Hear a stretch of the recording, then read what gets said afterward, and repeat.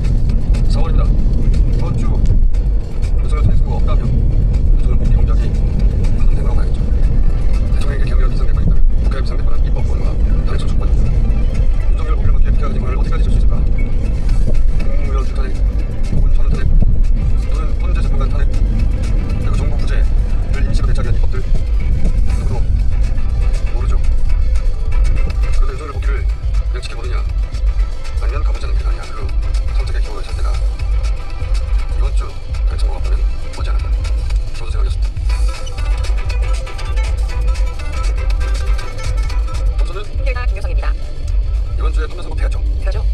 그게 헌법소고, 그게 정의고 헌정질서 지키고 우리 못 지키는 길인데 명백하잖아요. 그리고 그렇게 될 가능성이 여전히 저는 안 될 가능성보다 더 높다고 지금까지는 전망합니다. 그런데 만약에 보수 헌재재판관 정부가 시간을 의도적으로 지원하고 있다면 지금 평일 시간이 점점 줄어든다고 보도를 하고 있죠. 네, 그렇습니다. 지난 26일에는요 평일가 30분 만에 끝났다고 하고 27일에는 아예 평일가 열리지 않았고 28일에도 1시간 만에 평일가 마무리됐다라고 전해졌습니다. 그러니까 쟁점이 있어서 치열하게 다투는 거면 밤 10시, 11시까지 하겠죠. 그렇죠. 박근혜 때는 그랬어요. 근데 지금은 선거일을 잡을 수 없을 정도로 불확실한 말만 반복하고 있는 거 아닙니까? 그리고 이게 의도적으로 하면 선택이 이루어지게 될 때가 하고 오고 있다는 뜻이겠죠. 윤석열을 계속해오느냐 아니면 그래서 모든 걸 나서오느냐. 자, 현재 5대3 대드러길보라는 ESS판인데 이야기도 있잖아요. 네. 근데 이진숙 가처분을 때 공석 재판관으로 해서 사건 형태가 달라질 때는 공석 재판관 임명되기를 기다려 결정한다고 돼 있어요. 네. 그러니까 5대3이 분명하다면 마흔여 재판관 가처분을 임시주의 주는 것으로 네. 결정해서 해결하려고 하지 않았을까?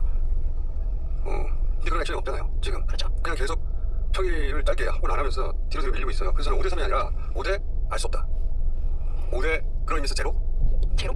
그러니까 알 수 없다면 3이 똘똘 뭉쳐 이걸 막고 있다기보다는 네. 아, 서로 알지 못하는 5대 알 수가 없다. 5대 제로?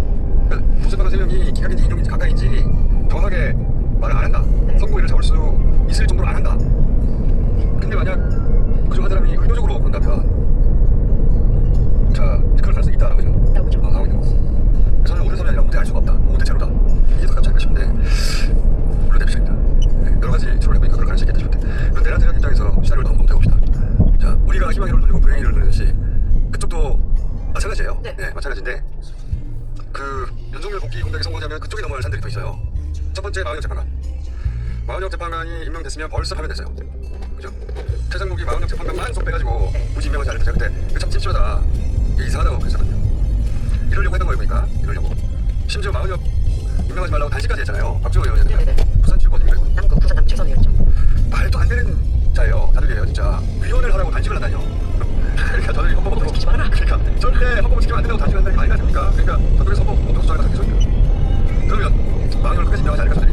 저는 오히려 4월 18일 전에 임명하는 시나리오도 있다고 봐요.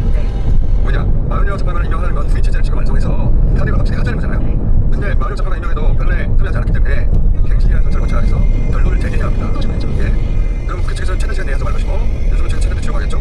그러면서 아무리 빨리 진행해도 절대적으로 걸리는 물리적 시간이 있어요. 그 시간을 감안하면 이번 주에 마흔역 재판관이 임명하지 않아요. 아무리 빨리 해도. 거꾸로 말하면 마흔역 재판관을 다음 주 중후반에 하잖아요. 그러면 4월 18일 전에 결론 못 낸다는 얘기입니다. 이게 왜 큰 문제가 되냐면 저 사람이 이 끝날 때까지 결론을 못 내면 저쪽에서는 저 아니들이 원하는 대로 마흔역 임명했잖아. 그리고 한 명 채워서 하자며 그러면서 윤석열복 2명을 지워야 하겠죠. 네.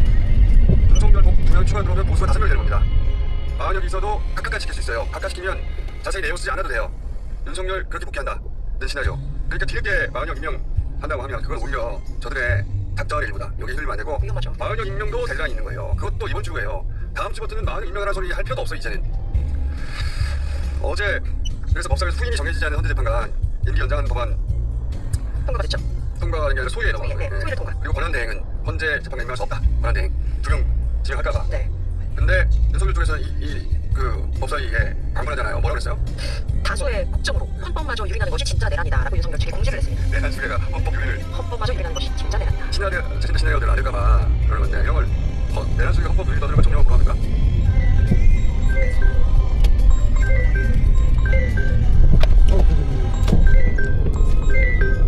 내란 수계가 헌법 유린 까고 안 되는 이런 헌법 없잖아요. 별로.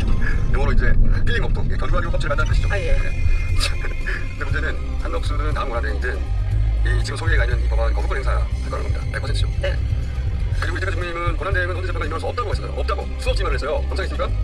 한덕수 권한대행은 대통령의 탄핵 결정까지 헌법재판관을 임명할 수 없습니다. 권한대행은 헌법재판에 임할 수 없다고 밝혔거든요. 어제 원성동 원내대표가 윤석열 목 2명은 임명할 수 있다고 얘기하고 바꿉니다. 대행이 분명할 수 있다라고 해석하는 것이 헌법재판소 운영에서 필요한 것이다. 승례를 계속 드러내기 시작했죠. 4월이잖아 이제. 4월 18일이 가시판에 들어왔잖아요. 이때까지 꼭꼭 승리했던 거를 드디어 말하는 겁니다. 그렇게 하려고 하는 거예요. 이때까지 안 했던 것은 헌법이 어쩌고저쩌고 다 헛소리고 까고 있는 것이고 4월 18일 같이 지연시켜가지고 두명 임명하려고 하는 거예요. 자기들 뜻대로 만약에 탄핵이 기각되거나 각하되지 않는다면 각하는 안 된다니까요. 네. 절대로. 기각도 너는 거의 불가능하다고 봐요. 그러니까 지금 지연이 나오는 선택 아닌가? 네. 지연 아니면 인용이에요. 제가 보기에는 둘 중에 하나라고 보는데 이번 주에 하면 인용이고. 지금 이번 주에 인용될 거라고 봅니다. 네. 근데 이번 주 안 하면 4월 18일까지 간다고 봅니다. 이 권성동의 말은 무슨 말이냐면 내란 수계가 자기를 재판을 재판한 걸 자기가 모르겠다는 거예요. 그런 소리 아니에요. 네. 이게 말이나 되는 소리, 이게 택도 없는 소리지. 내란을 저지르고 나서 탄핵 재판을 자기가 올라? 절대로 안 되죠. 절대로. 근데 저쪽에서는 41명 주고 2명 이제 해야지. 9명 가자며 완전체 만들자며 우리가 한 명 인용했잖아. 그렇게 하기가 가장 가능성 높은 시나리오다. 그러면 국민들 가만히 있겠습니까? 그래서 이재명 대표가 어제 한덕수 대행 만나자고 한 거예요. 빨리 그 파국으로 가기 전에 이 문제 해결하자. 근데 한덕수 색 같죠? 네. 전문용어로 한덕수 핑계가 뭡니까? 핑계가 거쳐있습니다. 국가 경제 및 민생과 직결되는 현안의 우선 대응안이 검토해보겠다. 필링 오프 하고 있네. 건강이 더 몸에 좋으니까 많이 먹어야 돼요. 한두 씩. 경과를 해도 하고 있다.